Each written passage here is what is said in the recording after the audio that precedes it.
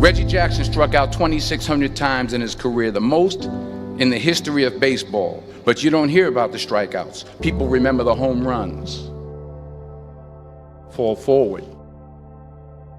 Thomas Edison conducted 1,000 failed experiments. Did you know that? I didn't know that. Because the 1,001st was the light bulb. Fall forward. Every failed experiment is one step closer to success. You've got to take risks, and I'm sure you've probably heard that before, but I want to talk to you about why that's so important. You will fail at some point in your life. Accept it. You will lose. You will embarrass yourself. You will suck at something. There's no doubt about it. And I know that's probably not a traditional message for a graduation ceremony, but hey, I'm telling you, embrace it, because it's inevitable.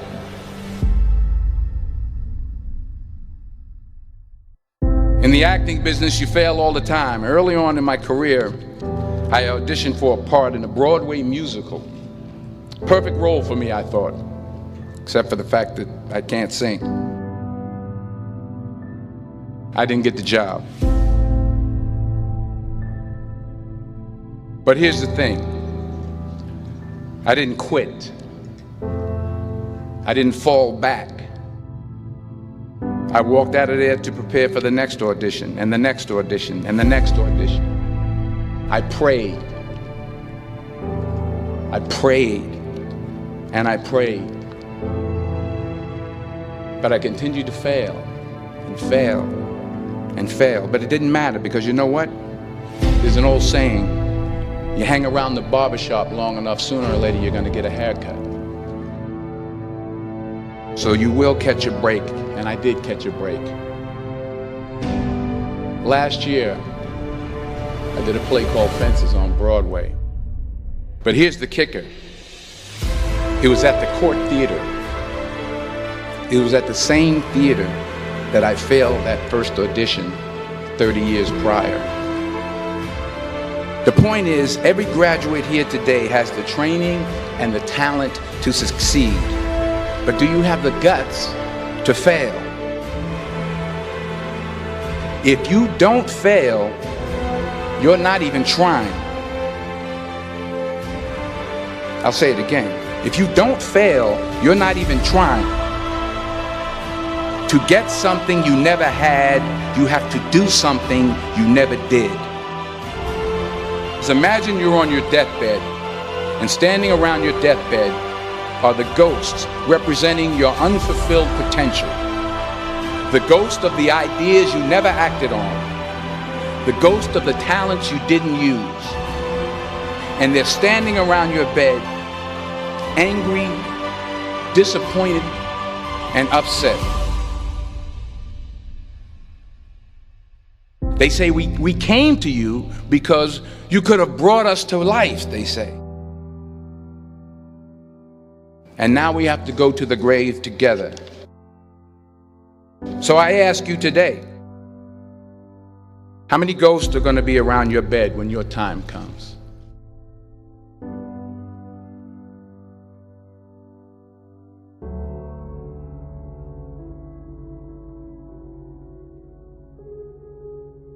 I just got back from South Africa. It's a beautiful country, but there are places there with terrible poverty that need help. And Africa is just the tip of the iceberg. The Middle East needs your help. Japan needs your help. Alabama needs your help. Tennessee needs your help. Louisiana needs your help. Philadelphia needs your help. The world needs a lot, and we need it from you. We really do. We need it from you young people. I mean, I'm not speaking for the rest of us up here, but I know I'm getting a little grayer. We need it from you, the young people, because remember this. You got to get out there. You got to give it everything you got, whether it's your time, your talent, your prayers, or your treasures. What are you going to do with what you have? I'm not talking about how much you have.